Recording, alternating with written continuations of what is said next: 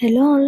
నేను నా weight loss జర్నీలో ఎలాంటి బ్రేక్‌ఫాస్ట్ ఇంక్లూడ్ చేసుకున్నానో, అందులోంచి ఒక సూపర్ రెసిపీ షేర్ చేస్తాను. చూసేద్దాం రండి. రాగి పిండిలోకి కొంచెం దోస బ్యాటర్ వేసుకొని మిక్స్ చేసుకున్నాను. ఎందుకంటే ఇడ్లీ కొంచెం సాఫ్ట్‌గా రావడానికి. రాగి పిండి అనేది ఏంటంటే ఇడ్లీ వేసుకున్నప్పుడు కొంచెం గట్టిగా అనిపిస్తది. అట్లా రాకుండా ఉండడం కోసం కొంచెం దోస బ్యాటర్ మిక్స్ చేసుకున్నాను. రాగి పిండిలో కాంప్లెక్స్ కార్బోహైడ్రేట్ అనేది ఎక్కువగా ఉంటది. అలాగే మనకి ఎక్కువ సేపు ఆకలేయకుండా ఉంటది. అందులో ఉన్న ఫైబర్ వల్ల. రాగిలో కాల్షియం, ఫాస్ఫరస్ అనేవి ఎక్కువగా ఉంటాయి. అవి మన బోన్ హెల్త్‌కి కూడా చాలా మంచిది.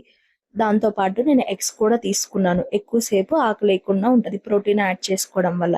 ఎగ్స్‌లో వైటమిన్స్ అండ్ మినరల్స్ అనేవి చక్కగా ఉంటాయి. ఎగ్స్‌లో వైటమిన్ సి అనేది అస్సలు ఉండదు. ఈచ్ ఎగ్ నుంచి 6 గ్రామ్స్ ప్రోటీన్ వస్తది. అంటే నేను ఇప్పుడు 2 ఎగ్స్ తీసుకుంటున్నాను కాబట్టి సింపుల్‌గా 12 గ్రామ్స్ ఆఫ్ ప్రోటీన్ అనేది వస్తది.